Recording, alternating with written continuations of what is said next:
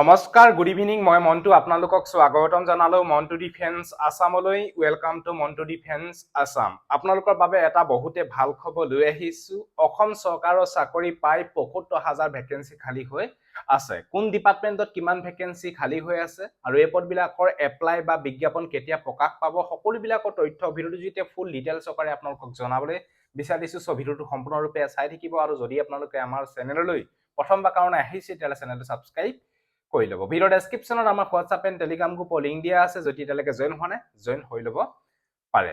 আৰু যদি আপোনালোকে ফেচবুকত চাই আছে তেতিয়াহ'লে আপোনালোকে ফ'ল' কৰি ল'ব। আৰু অসম চৰকাৰৰ চাকৰি বা ভাৰত চৰকাৰৰ চাকৰি যিকোনো পদৰ তথ্য যদি আপোনালোকে ৰেগুলাৰ চাব বিচাৰে, কি পদ আহি আছে তাৰ তথ্য আপোনালোকে আমাৰ অফিচিয়েল ৱেবছাইটত আপোনালোকে ভিজিট কৰিলে সকলোবিলাকৰ আপডেট আপোনালোকে পাই যাব। indiajobsupdate.com অফিচিয়েল ৱেবছাইটত আপোনালোকে ডেইলি ৰেগুলাৰ ভিজিট কৰিব। তাতে সকলোবিলাকৰ নতুন নতুন পদৰ আপডেট আপোনালোকে পাই থাকিব ৰেগুলাৰ।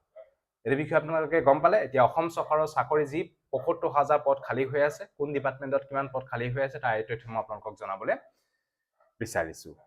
ইতিমধ্যে আমাৰ অসম চৰকাৰ মাননীয় মুখ্যমন্ত্ৰী ডক্টৰ হিমন্ত বিশ্ব শৰ্মা ডাঙৰীয়াদেৱে ঘোষণা কৰিছে যে অহা 5 বছৰত 2 লাখ চৰকাৰী চাকৰি নিযুক্তি দিয়া হ'ব। এই বিষয়ে আপোনালোকে গম পালে। অহা 5 বছৰত 2 লাখ নিযুক্তি দিয়া হ'ব অসম চৰকাৰে। বিগত 5 বছৰত ৰাজ্য চৰকাৰে প্ৰায় 1,60,000তকৈ অধিক ভেকেন্সি ইতিমধ্যে নিযুক্তি দিয়া হৈছে। 1 লাখ চৰকাৰী চাকৰি নিযুক্তি দিব বুলি কৈছিলে, কিন্তু 1 লাখতকৈ অধিক 1,60,000তকৈ অধিক ভেকেন্সি ইতিমধ্যে নিযুক্তি প্ৰদান কৰিলে। আৰু এতিয়া আমাৰ চিএম ছাৰ মাননীয় মুখ্যমন্ত্ৰী ডক্টৰ হিমন্ত বিশ্ব শৰ্মা ডাঙৰীয়াদেৱে ঘোষণা কৰিছে অহা 5 বছৰত 2 লাখ চৰকাৰী নিযুক্তি দিয়া হ'ব। এই কথা ঘোষণা কৰিছে আমাৰ মাননীয় মুখ্যমন্ত্ৰী ডক্টৰ হিমন্ত বিশ্ব শৰ্মা ডাঙৰীয়াদেৱে। আৰু ইতিমধ্যে ক'ত কিমান ভেকেন্সি খালী হৈ আছে তাৰে তথ্য প্ৰতিবেদন 17 জুন 2026 আপোনালোকৰ প্ৰতিবেদন দাখিল কৰিব। ইতিমধ্যে এটা টাস্ক ফ'ৰ্চ গঠন কৰা হৈছে। সেই টাস্ক ফ'ৰ্চে আপোনালোকৰ জনাব যে ক'ত কিমান ভেকেন্সি খালী হৈ আছে, কোন ডিপাৰ্টমেণ্টত কিমান ভেকেন্সি খালী হৈ আছে, সেই তথ্য 17 জুন তাৰিখে আপোনালোকে পাই যাব। ইতিমধ্যে এই কথা আমাৰ মাননীয় মুখ্যমন্ত্ৰী ডক্টৰ হিমন্ত বিশ্ব শৰ্মা ডাঙৰীয়াদেৱে ঘোষণা কৰিছে। এতিয়া মেইন কথাটো হ'ল যে সমিতিয়ে বিভাগে বিভাগে খালী পদৰ তথ্য যুগুতাই আছে যদিও অসমত প্ৰায় বিভিন্ন বিভাগত খালী পদৰ সংখ্যা মাত্ৰ ৭৫,০০০হে আছে। বৰ্তমান এতিয়া 2 লাখ ভেকেন্সি খালী হৈ থকা নাই আমাৰ অসমত, কিন্তু ৭৫,০০০ ভেকেন্সি খালী হৈ আছে। এই ৭৫,০০০ ফিল আপ কৰাৰ পিছত আকৌ হয়তো ভেকেন্সি খালী হৈ যাব। সেইখিনি পদৰ আকৌ আপোনালোকৰ এপ্লাই হ'ব, আকৌ ইণ্টাৰভিউ পাতিব, এনেকুৱা ধৰণকে হয়তো 2 লাখ চৰকাৰী নিযুক্তি দিয়া হ'ব। এতিয়া যি আপোনালোকৰ ৭৫,০০০ ভেকেন্সি খালী হৈ আছে, ইয়াতে কোন ডিপাৰ্টমেণ্টত কিমান ভেকেন্সি খালী হৈ আছে তাৰে তথ্য মই আপোনালোকক জনাবলৈ বিচাৰিছো। ইয়াৰে ভিতৰত প্ৰাথমিক আৰু মাধ্যমিক শিক্ষা বিভাগত প্ৰায় ৩৫,০০০ ভেকেন্সি ইতিমধ্যে খালী হৈ আছে। শিক্ষা বিভাগত প্ৰায় ৩৫,০০০ ভেকেন্সি খালী হৈ আছে। মহাবিদ্যালয়ত আছে প্ৰায় 2,৭০০ ভেকেন্সি। মেডিকেল কলেজত আছে আপোনালোকৰ 2,৮০০ ভেকেন্সি। গৃহ আৰু ৰাজনৈতিক বিভাগত আছে 17,০০০ ভেকেন্সি। হোম ডিপাৰ্টমেণ্টত প্ৰায় 17,০০০ ভেকেন্সি খালী হৈ আছে। যিসকল কেণ্ডিডেটে অসম আৰক্ষীত যোগদান কৰিব বিচাৰে তেওঁলোকৰ কাৰণে ভালেখিনি ভেকেন্সি খালী হৈ আছে। প্ৰায় এতিয়াও 17,০০০ ভেকেন্সি খালী হৈ আছে। স্বাস্থ্য বিভাগত আছে প্ৰায় 8,০০০ ভেকেন্সি।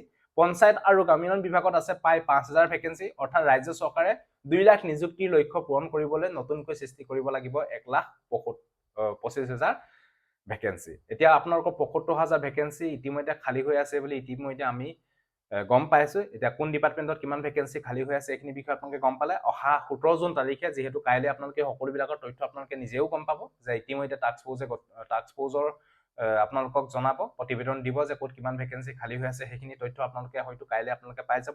এতিয়া আপোনালোকক মই জনাবলৈ বিচাৰিছো যে ৭৫,০০০ ভেকেন্সি ক'ত ক'ত কিমান ভেকেন্সি খালী হৈ আছে তাৰে তথ্য আপোনালোকক মই থলমূলকৈ আপোনালোকক এটা দিলো।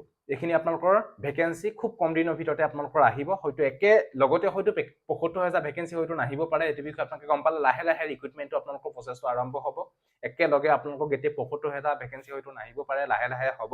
মানে অহা 5 বছৰ 2 লাখ চৰকাৰী ফিল আপ কৰিব। যেনেকৈ আপোনালোকৰ আপোনালোকৰ বিগত 5 বছৰত আপোনালোকৰ যেনেকে 1 লাখ নিযুক্তি দিম বুলি কৰিছিলে, কিন্তু 1 লাখতকৈ অধিক 1,60,000তকৈ অধিক ভেকেন্সি নিযুক্তি দিলে। এতিয়া অহা 5 বছৰত অসম চৰকাৰে 2 লাখ নিযুক্তি দিয়া হ'ব। 2 লাখ একেলগে নাহে, লাহে লাহে আহিব। মানে প্ৰত্যেক বছৰে ভেকেন্সি আহিয়ে থাকিব। এতিয়া অসম আৰক্ষীত আজি যদি 2026 চনত আকৌ যদি ভেকেন্সি আহে তেতিয়াহ'লে আকৌ আপোনালোকৰ 2027 চনতো আহিব, 28 চনত আহিব। মানে প্ৰত্যেক বছৰে ভেকেন্সি আপোনালোকৰ আহিয়ে থাকিব। এনেকে ধৰণকে লাহে লাহে 2 লাখ নিযুক্তি প্ৰদান কৰিব। চ' এইটো আছিলে অসম চৰকাৰৰ চাকৰি পাই ৭৫,০০০ ভেকেঞ্চি ইতিমধ্যে অসমত খালী হৈ আছে। কোন ডিপাৰ্টমেণ্টত কিমান ভেকেঞ্চি খালী হৈ আছে এই তথ্য মই আপোনালোকক জনালো। এই পদবিলাকৰ হয়তো এপ্লাই বা আপোনালোকৰ বিজ্ঞাপন খুব কম দিনৰ ভিতৰতে আৰম্ভ হ'ব।